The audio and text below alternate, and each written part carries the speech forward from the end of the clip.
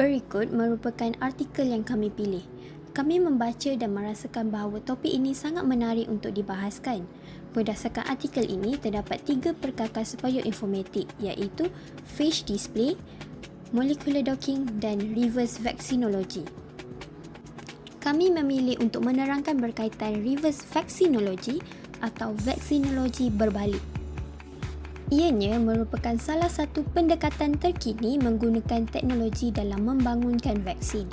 Reverse vaccinology ini berasaskan ilmu berkaitan bioinformatik dan genomik untuk mengenal pasti antigen vaksin secara in silico. Vaksinologi berbalik ini berbeza dengan tradisional kerana ianya menggunakan data genomik dan berfokuskan kepada potongan gen atau protein yang diperlukan.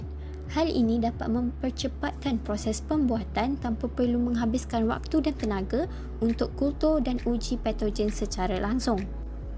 Tambahan pula, cara ini lebih spesifik dalam identifikasi antigen yang berpotensi dibuat menjadi vaksin. Para saintis dapat memilih antigen yang kurang menyebabkan efek sampingan yang berbahaya kepada manusia. Jadi tiadalah isu vaksin menyebabkan penyakit lain seperti penyakit gila, sakit jantung atau rabun secara tiba-tiba. Reverse vaccinology ini menggunakan data genom untuk meramal protein antigen yang boleh mencetuskan tindak balas imun dalam tubuh manusia. Data dasar yang digunakan termasuk urutan DNA atau RNA virus yang diperoleh daripada pangkalan data viral.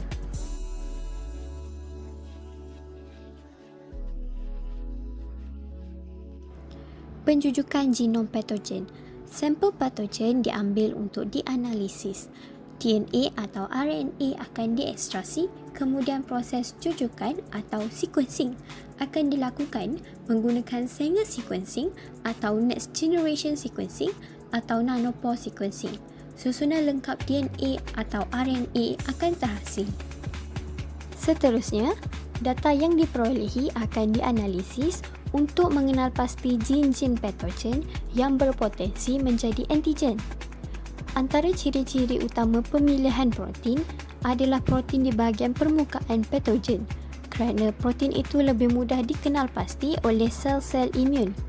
Ciri seterusnya, memilih protein yang dikeluarkan oleh patogen, dan akhir sekali, konservasi protein. Pemilihan antigen. Antigen dievaluasi berdasarkan immunogenicity, eksposis permukaan dan spesifisiti. Immunogenicity ialah kemampuan protein untuk merangsang respon imun yang kuat, manakala spesifisiti merujuk kepada patogen tersebut yang tidak terdapat dalam hos manusia untuk mengurangi risiko reaksi autoimun. Langkah keempat, pengujian klinikal. Antigen yang menunjukkan hasil yang menjanjikan dalam ujian praklinikal kemudian dikembangkan menjadi calon vaksin dan diuji dalam ujian klinikal pada manusia. Ujian ini dilakukan dalam beberapa fasa. Fasa pertama, menilai keselamatan dan immunogenicity pada sebilangan kecil sukarelawan yang sihat. Fasa kedua, menilai immunogenicity dan penentuan dos pada kumpulan yang lebih besar. Dan fasa ketiga, menilai efikasi dan keselamatan pada populasi yang lebih besar dan beragam. Seterusnya, untuk langkah kelima atau langkah terakhir, persetujuan dan pengeluaran vaksin. Vaksin yang telah disahkan selamat dan berkesan akan memohon persetujuan daripada Badan Pengawal Seliaan seperti FDA atau EMA. Selepas dapat persetujuan, vaksin akan dihasilkan dan diedarkan untuk penggunaan awam. Terdapat banyak penggunaan reverse vaccinology dalam pembangunan vaksin. Sebagai contoh, malaria yang disebabkan oleh Plasmodium falciparum.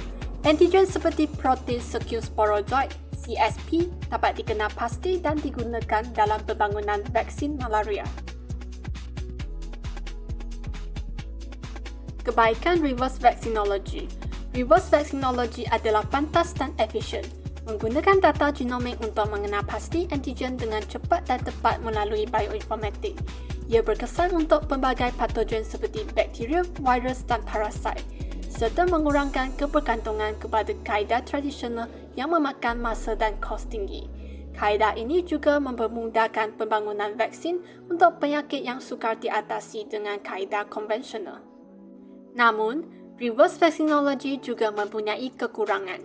Kosnya tinggi kerana analisis genomik dan perisian bioinformatik mahal.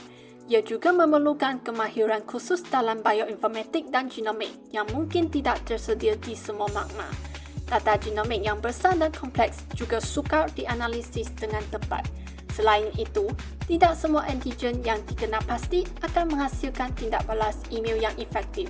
Keberkesanan vaksin mungkin dipengaruhi oleh faktor biologi lain yang tidak dapat diramalkan oleh analisis genomik sahaja. Soalan 1. Apakah tujuan utama penggunaan alat bioinformatik dalam kajian COVID-19? Jawapannya, tujuan utama penggunaan alat bioinformatik dalam kajian COVID-19 adalah untuk membantu dalam diagnosis penyakit, reka bentuk vaksin dan penggunaan semula ubat antiviral. Alat-alat ini membantu menganalisis data genom virus, meramalkan interaksi molekul dan menyokong pembangunan terapi yang efektif terhadap COVID-19. Soalan kedua. Bagaimanakah reverse vaccinology membantu dalam pembangunan vaksin untuk COVID-19? Jawapannya, reverse vaccinology membantu dalam pembangunan vaksin untuk COVID-19 dengan menggunakan data genom virus untuk meramalkan protein antigen yang boleh mencetus tindak balas imun. Pendekatan ini mengenal pasti protein permukaan virus yang berpotensi menjadi sasaran vaksin, mempercepatkan proses pembangunan vaksin. Soalan ketiga. Bagaimanakah data dasar digunakan dalam reverse vaccinology untuk kajian COVID-19? Jawapannya, data dasar yang digunakan dalam reverse vaccinology untuk kajian COVID-19 termasuk urutan DNA atau RNA virus yang diperoleh daripada pangkalan data viral. Perisian bioinformatik menganalisis urutan ini untuk mengenal pasti protein permukaan yang berpotensi menjadi sasaran vaksin, di mana membantu dalam reka bentuk vaksin yang efektif.